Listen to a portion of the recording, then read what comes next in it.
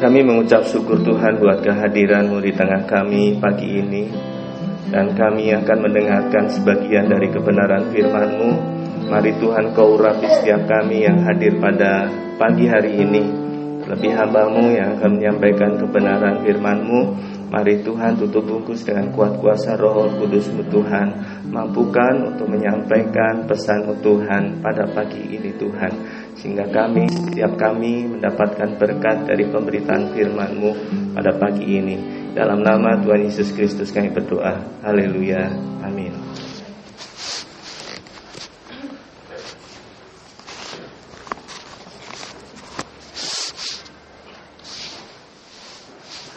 Puji Tuhan, Bapak Ibu, selamat pagi.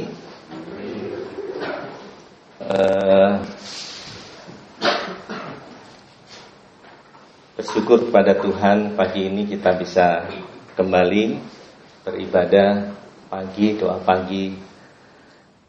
Kemurahan Tuhan dan kemenangan Tuhan diberikan kepada kita. Saya ajak Bapak Ibu, kita akan buka firman Tuhan di dalam Markus pasal 6.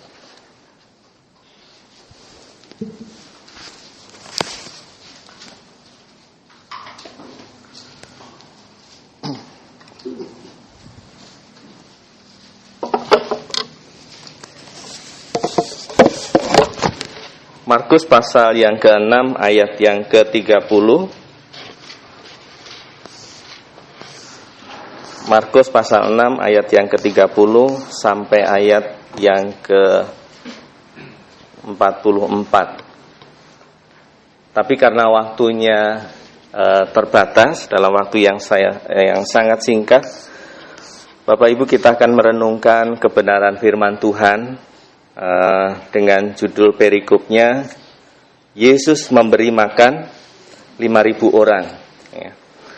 Saya bacakan. Kemudian rasul-rasul itu kembali berkumpul dengan Yesus dan memberitahukan kepadanya semua yang mereka kerjakan dan ajarkan. Lalu ia berkata kepada mereka, marilah ke tempat yang sunyi supaya kita sendirian dan beristirahatlah seketika. Sebab memang begitu banyak orang yang datang dan yang pergi sehingga makan pun mereka tidak sempat. Maka berangkatlah mereka untuk mengasingkan diri dengan perahu ke tempat yang sunyi. Tetapi pada waktu mereka bertolak, banyak orang melihat mereka dan mengetahui tujuan mereka. Dengan mengambil jalan darat, segeralah datang orang dari semua kota ke tempat itu, sehingga mendahului mereka. Ketika Yesus mendarat, ia melihat sejumlah besar orang banyak, maka tergeraklah hatinya oleh belas kasihan kepada mereka, karena mereka seperti domba yang tidak mempunyai gembala. Lalu mulailah ia mengajarkan banyak hal kepada mereka. 35. Pada waktu hari sudah mulai malam, datanglah murid-muridnya kepadanya dan berkata, tempat ini sunyi dan hari sudah mulai malam. Suruhlah mereka pergi supaya mereka dapat membeli makanan di desa-desa dan di kampung-kampung di sekitar ini. Tetapi jawabnya, kamu harus memberi mereka makan. Kata mereka kepadanya, jadi haruskah kami membeli roti seharga 200 dinar untuk memberi makan mereka makan? Tetapi ia berkata kepada mereka, berapa banyak roti yang ada padamu? Berapa banyak roti yang ada padamu? Cobalah periksa. Sesudah memeriksa mereka berkata, 5 roti dan 2 ikan. Lalu ia menyuruh orang-orang itu supaya semua duduk berkelompok-kelompok di atas rumput hijau. Maka duduklah mereka berkelompok-kelompok, ada yang 100 dan ada yang 50 orang. Dan setelah ia mengambil 5 roti dan 2 ikan, ia menengadah ke langit, mengucap berkat, lalu memecah-mecahkan roti itu dan memberikannya kepada murid-muridnya supaya dibagi-bagikan kepada orang-orang itu. Begitu juga kedua ikan itu dibagi-bagikannya kepada semua mereka, dan mereka semua makan sampai kenyang. Kemudian orang mengumpulkan potongan-potongan roti 12 bakul penuh, selain daripada sisa-sisa ikan yang ikut makan roti itu ada 5.000 orang laki-laki. Jadi belum termasuk perempuan dan anak-anak. Bapak Ibu, di depan, di sebelah kiri itu ada misi kita, gereja kita, tahun pendewasaan dan multiplikasi. Multiplikasi itu pelipat gandaan, ya, pelipat gandaan. Jadi cerita ini, ya, cerita tentang Yesus, judul perikopnya adalah Yesus memberi makan 5.000 orang. Itu sebenarnya juga cerita tentang pelipat gandaan. Kenapa saya katakan demikian pelipat gandaan? Karena asalnya dari 5 roti dan 2 ikan bisa memberikan makan 5.000 orang, tidak termasuk di dalamnya perempuan dan anak-anak. Berarti kalau saya hitung-hitung dari 5 roti lalu menjadi 5.000, kalau dihitung perempuannya bisa 2 kali lipat, ya, bisa 10.000. Bisa dibayangkan multiplikasi yang terjadi itu luar biasa. Belum sisanya ada berapa? 12 bakul. Bukan sisanya, lebihnya. Lebihnya itu ada 12 bakul. Jadi multiplikasi yang luar biasa. Konsep prinsip tentang multiplikasi yang dipakai misi gereja kita sebenarnya prinsip yang terjadi di dalam Alkitab. Dan berulang kali mujizat-mujizat Tuhan Yesus itu menyatakan tentang pelipat gandaan multiplikasi. Banyak mujizat Tuhan dilakukan itu pelipat gandaan. Pada waktu Elia di tepi sungai Kerit dengan janda dan 1 anaknya, ya, lalu dia membuat mujizat juga dari minyak yang tinggal persediaannya sedikit menjadi banyak, ya. Itu terjadi multiplikasi, terjadi pelipat gandaan, ya. Tuhan mengubah air menjadi anggur, ya, pada waktu perkawinan di Kana, itu juga pelipat gandaan. Jadi prinsip pelipat gandaan itu bukan kebetulan kalau gereja kita mengangkat ini sebagai misi gereja kita. Itu sebenarnya memang prinsip yang ada di dalam Alkitab. Jadi kita percaya bahwa multiplikasi itu akan terjadi dalam kehidupan kita. Kehidupan kita bergereja, kita berjemaat, dan kita berkeluarga, beribadah. Multiplikasi itu akan terjadi dalam hidup saudara dan saya. Bukan dalam hal jumlah kuantitas saja, tetapi kualitas, ada impartasi, ya, sehingga terjadi multiplikasi yang luar biasa. Tetapi Bapak Ibu, kalau kita menyimak dari perikop ini, ya, dari perikop ini, coba kita baca. Yesus memberi makan 5.000 orang. Kemudian rasul-rasul itu kembali berkumpul dengan Yesus dan memberitahukan kepadanya semua yang mereka kerjakan dan ajarkan. Saya sangat diberkati dengan perikop ini, ya. Tuhan Yesus memberi makan 5.000 orang, itu dicatat oleh para penulis Injil itu sebagai sebuah kebenaran. Kenapa saya katakan demikian? Keempat Injil mencatat kisah ini. Dari Matius, Markus, Lukas, dan Yohanes mencatat mujizat yang dibuat Tuhan Yesus, yaitu tentang pelipat gandaan, tentang bagaimana Tuhan Yesus memberikan makan 5.000 orang. Setiap kali kita membaca peristiwa, di balik itu selalu ada pesan Tuhan yang ingin disampaikan kepada kita semua. Setiap kali kita membaca firman Tuhan, seharusnya ketika ada kisah, ketika ada cerita, ada pesan, selalu ada pesan Tuhan di balik itu. Nah, pesan apa yang kita tangkap dari peristiwa Tuhan Yesus memberikan makan 5.000 orang? Yang pertama, Bapak Ibu Saudara yang kasih dalam Tuhan, ternyata Tuhan Yesus dan murid-muridnya dengan para rasul itu mengadakan fellowship itu tidak hanya dadakan, tidak hanya tiba-tiba. Dia ada kebiasaan yang dia lakukan. Di ayat yang 30, kemudian Rasul kembali berkumpul. Kembali berkumpul berarti ini sudah menjadi sebuah kebiasaan di mana Tuhan Yesus mengadakan fellowship dengan murid-muridnya. Lalu murid-muridnya dikatakan di situ apa? Apa, Bapak Ibu? Murid-muridnya memberitahukan kepada Yesus apa yang dikerjakan. Saya membayangkan pada waktu Tuhan Yesus berfellowship dengan murid-muridnya, pasti ada relasi yang sangat baik. Murid-muridnya memberikan report kepada Tuhan Yesus. Tuhan, ini loh, saya sudah mengerjakan ini. Saya sudah mengerjakan ini, itu. Tuhan Yesus kemudian bilang, ya benar, kamu baik. Muridku, kamu sudah baik. Dan Tuhan Yesus selalu memberikan motivasi, memberikan dorongan, memberikan arahan, memberikan evaluasi mungkin. Ini yang dilakukan Tuhan Yesus.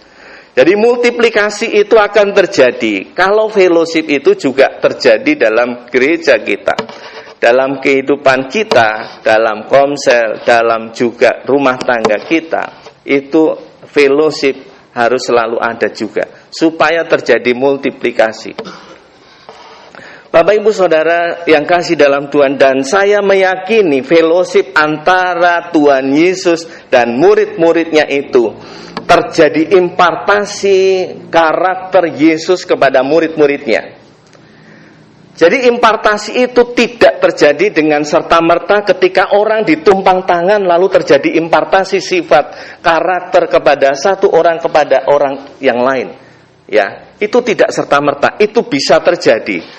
Tapi itu kalau Erastus Sabdono bilang itu masih bersifat mistis.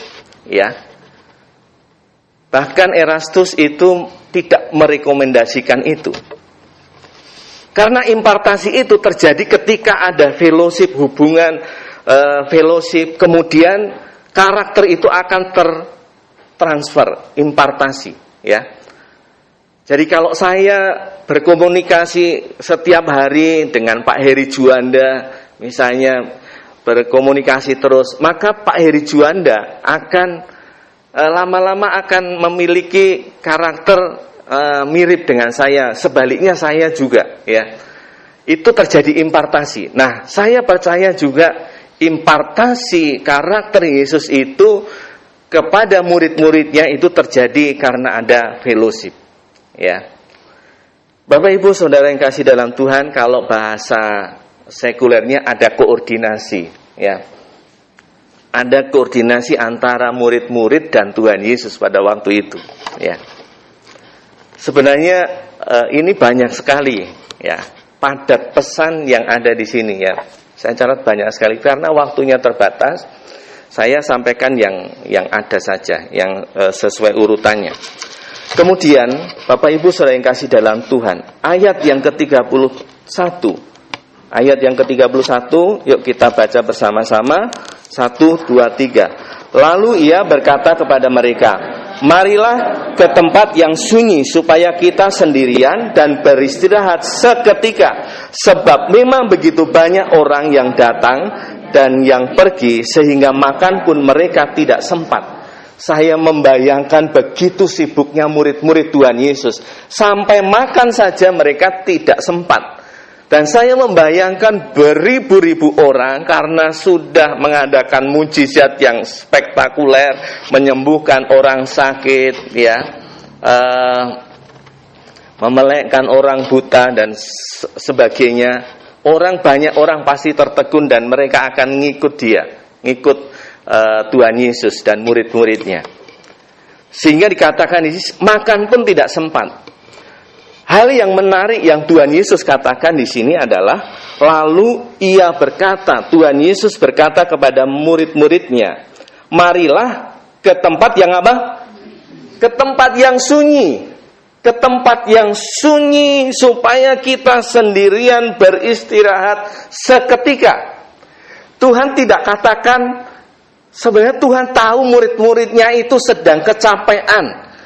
Tuhan tahu murid-muridnya itu sedang lelah letih, ya, mungkin lapar juga. Tapi Tuhan tidak berkata begini ya. Tuhan, murid-murid, yuk kita pergi ke tempat yang bisa menyenangkan kita, yang bisa menghibur kita dari keletihan kita. Yuk kita pergi ke tempat yang lebih ramai, supaya kita bisa bersenang-senang, sehingga keletihan kita, kelaparan kita bisa terobati. Enggak. Tapi Tuhan Yesus bilang, yuk kita pergi ke tempat yang sunyi, supaya kita dapat berdoa. Supaya kita dapat berdoa. Ya. Beristirahat seketika. Nah, ini bertolak belakang yang terjadi sekarang hari-hari ini. Ya. Tuhan Yesus sebagai gembala yang baik, waktu-waktu dia ketika ada kesempatan tidak dipakai untuk berfoya-foya, tidak dipakai untuk mencari kesenangan sendiri, tapi dia bilang, marilah kita ke tempat yang sunyi. Ya. Marilah kita ke tempat yang sunyi. Ya, bergereja, berjemaat, itu saya membayangkan Bapak Ibu, bukan sederhana. Tuhan Yesus sebagai gembala, Tuhan Yesus sebagai guru, Tuhan Yesus mengajari murid, beribu-ribu murid, beribu-ribu orang pada waktu itu. Saya bisa bayangkan bagaimana dia harus menyiapkan bahan, bagaimana dia harus menyiapkan dirinya, bagaimana dia harus mempersiapkan segala sesuatunya untuk mengajar. Makanya waktu-waktu yang ada dia pakai, dia kemudian marilah kita ke tempat yang sunyi. Ya. Mempersiapkan diri karena Yesus dan murid-muridnya itu sadar bahwa apa yang nanti akan dihadapi itu lebih sulit. Tidak gampang. Banyak nanti dia akan menghadapi orang-orang Farisi dan sebagainya. Maka dia ajak murid-muridnya, yuk kita pergi ke tempat yang sunyi, supaya kita bisa berdoa, supaya kita bisa berkoordinasi, supaya kita bisa mempersiapkan segala sesuatunya, sehingga kita bisa mengajar dengan baik, sehingga kita bisa memberi makan. Ya, sebenarnya ini sangat padat ya. Seterusnya, ya kalau diteruskan, kemudian Tuhan Yesus memberi makan. Waduh, ya.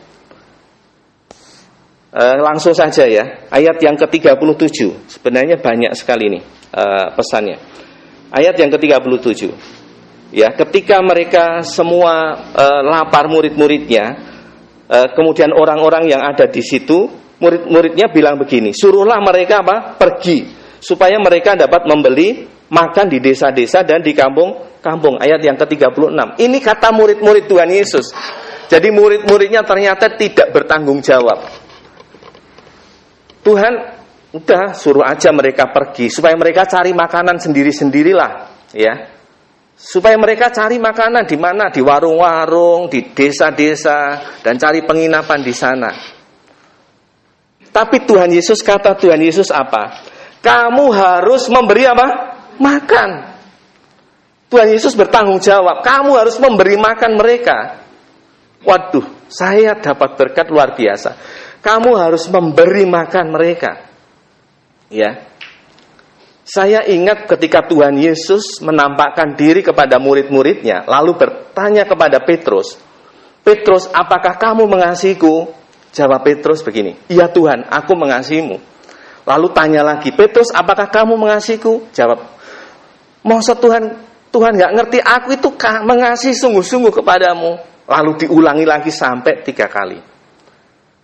Lalu Tuhan Yesus bilang apa? Kalau kamu mengasihiku, gembalakanlah domba-dombaku. Dalam bahasa Inggris itu feed my lamb. Ya. Feed my lamb itu artinya beri makan domba-domba. Malah di situ ada 2, feed my lamb, feed my sheep. Artinya beri makan domba-dombaku dan beri makan anak-anak domba. Domba yang kecil, domba yang gede, semua diberi makan.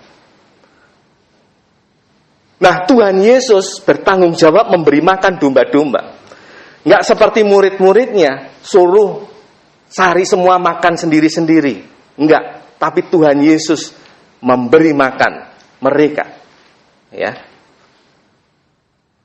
Memberi makan, ya. Nah, kita juga harus memberi makan domba-domba yang dipercayakan Tuhan di sekitar kita. Ya, siapapun. Saya kemarin mempersiapkan UN anak-anak, ya. Beberapa hari yang lalu, guru agama saya bilang gini, dan sangat mendadak, Pak David nanti khotbah renungan ya, anak-anak mau UN hari Senin. Jadi hari Jumat kemarin, waduh kok mendadak? Ya udah nggak apa-apa, ya. Saya mesti kasih makan mereka, kasih makan rohani, supaya dia bisa mempersiapkan UN dengan baik. Domba-domba yang ada di sekitar kita, kita bertanggung jawab memberikan makanan kepada mereka. Ya, jangan biarkan sendiri-sendiri mereka cari makanan. Ya, takut mereka keracunan. Tuhan Yesus di Mazmur 23, ya. Tuhan adalah gembala yang baik. Ia menuntun ke air yang tenang, membaringkan aku di rumput yang hijau. Dia menuntun kita ke rumput yang hijau. Artinya apa? Dia menyediakan makanan buat kita. Ya. Sebenarnya luar biasa pelajarannya itu banyak ya. Di sini aja banyak sebenarnya. Ya. Ada impartasi, ada tanggung jawab, ada fellowship, ada ucapan syukur. Kalau dibahas ini lama, bisa 2 jam ya. Tapi saya sudah diingatkan Pak David kalau khotbah jangan lama-lama. Baik, saya kira itu Bapak Ibu ada pesan yang mesti kita tangkap ya. Mesti kita tangkap. Kita berfellowship seperti ini ya. Kita berkomsel, kita berfellowship itu penting. Kenapa? Supaya terjadi impartasi. Impartasi karakter Tuhan Yesus kepada kita, ya. Jadi Bapak Ibu jangan berpikir buang-buang waktu. Bapak Ibu jangan berpikir sia-sia, enggak. Sebenarnya kita itu menyamakan setiap kali saya sampaikan. Seperti orang kalau nyetel radio, Bapak Ibu, kalau belum ketemu channelnya, itu suaranya bagaimana? Berisik, suaranya kresek-kresek.